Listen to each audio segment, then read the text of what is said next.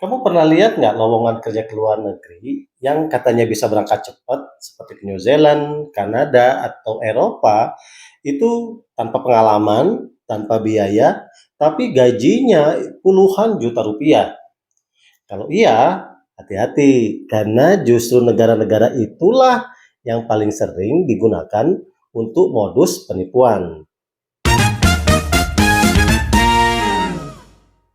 Banyak orang tergiur karena nama negara besar terdengar keren, seperti New Zealand, Australia, Kanada, Amerika, dan negara-negara Eropa punya citra negara impian.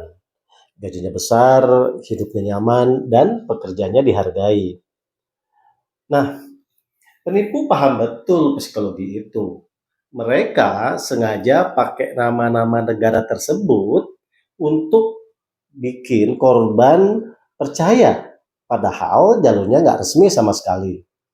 Nah, teman-teman, berikut adalah alasan kenapa negara-negara ini sering digunakan sebagai modus penipuan. Pertama, permintaan tinggi dari pencari kerja. Nah, banyak sekali para pencari kerja yang ingin pergi ke sana untuk bekerja, tapi jalur resminya sulit dan mahal. Akhirnya, penipu datang membawa angin surga dengan jalan pintas. Yang kedua, sulit diverifikasi karena kebanyakan orang awam nggak tahu seperti apa sistem rekrutmen di negara-negara itu. Mudah percaya dengan foto-foto atau dokumen palsu. Nah, yang ketiga, image negara kaya.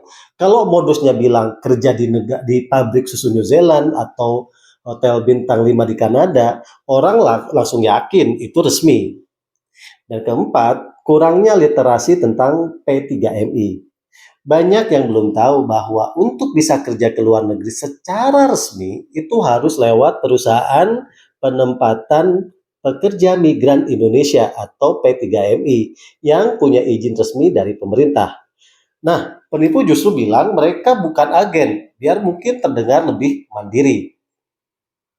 Nah, teman-teman, ini adalah modus-modus penipuan yang paling sering terjadi. Yang pertama, lowongan fiktif di media sosial.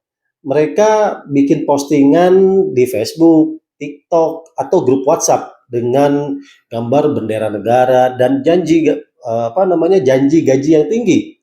Kadang mereka bahkan mencuri foto lowongan asli dari situs luar negeri, lalu mereka ganti kontaknya. Yang kedua, mereka akan mengaku agen resmi, tapi tidak punya izin P3MI.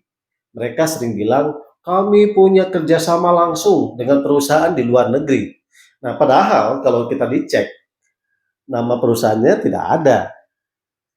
Yang ketiga, minta biaya administrasinya secara bertahap. Mungkin awalnya cuma 500.000 untuk pendaftaran. Lalu nanti ditambah biaya kedutaan lah, untuk visa lah, tiket lah, sampai pada akhirnya totalnya itu bisa puluhan juta. Tapi nyatanya korban nggak pernah benar-benar berangkat. Dan keempat, dokumen dan kontrak palsu. Mereka akan kirim job offer atau kontrak lewat email atau WhatsApp menggunakan logo perusahaan luar negeri. Tapi hasil editan.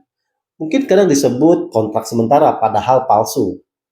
Dan kelima, kalaupun berangkat, yang dipakai itu visa yang salah. Nah, ini yang paling bahaya. Korban akan dijanjikan kerja, tapi dikirim menggunakan visa turis atau mungkin visa lainnya, bukan visa kerja. Akibatnya apa? Begitu sampai negara tujuan dianggap ilegal dan bisa ditangkap atau bahkan dideportasi. Dan yang terakhir yang keenam, tidak ada seleksi secara resmi. Semua proses katanya online saja, tanpa tes bahasa, bahkan langsung berangkat. Padahal perusahaan luar negeri yang legal pasti melalui tahapan seleksi. Nah, jadi kesimpulannya ya teman-teman, penipu akan sengaja menggunakan nama negara besar karena tahu banyak orang akan tergiur. Padahal semakin bagus negaranya, semakin ketat proses legalnya.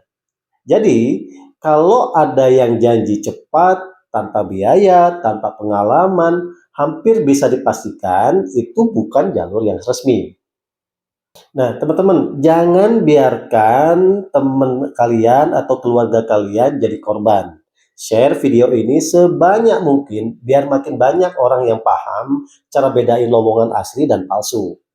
Follow akun saya ini biar kalian tahu cara kerja ke luar negeri yang aman, resmi, dan jelas jalurnya.